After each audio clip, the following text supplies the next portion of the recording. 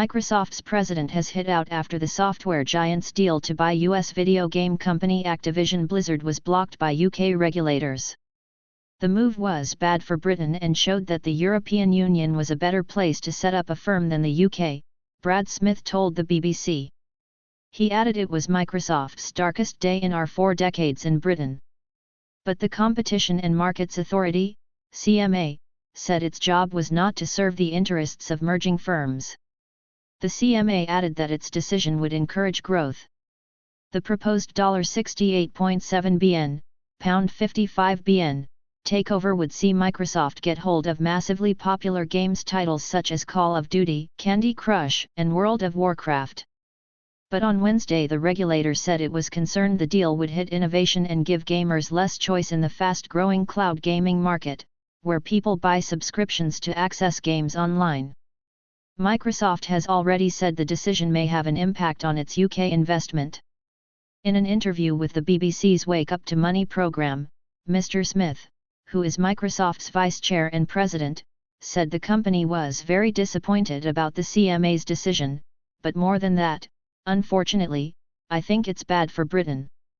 There's a clear message here: the European Union is a more attractive place to start a business than the United Kingdom. He added, this decision, I have to say, is probably the darkest day in our 4 decades in Britain. It does more than shake our confidence in the future of the opportunity to grow a technology business in Britain than we've ever confronted before.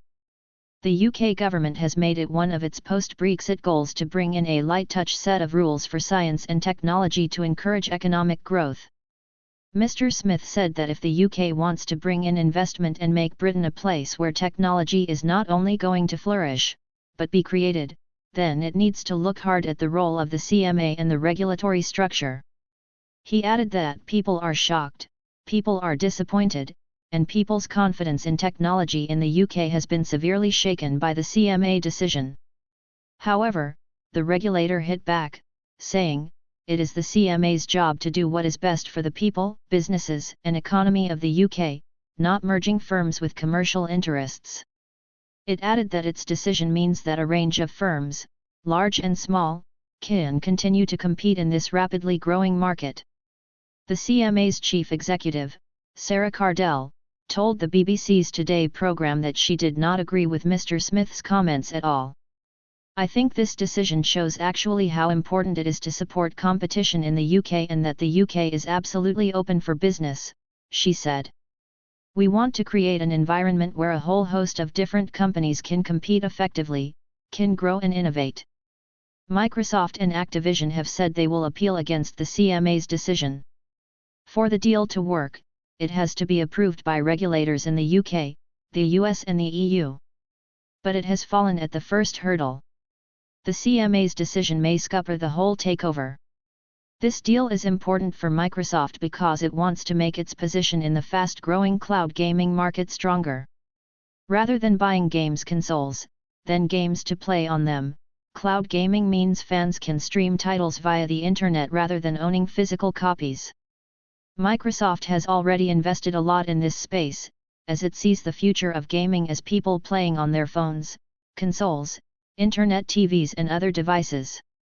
The deal would also give it some very popular games titles to be able to compete more with the likes of Sony, which has consistently opposed it.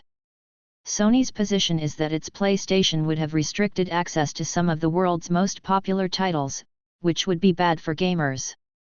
The CMA said Microsoft already had a 60 to 70% share of the cloud gaming market, and combining with Activision would really reinforce its strong position.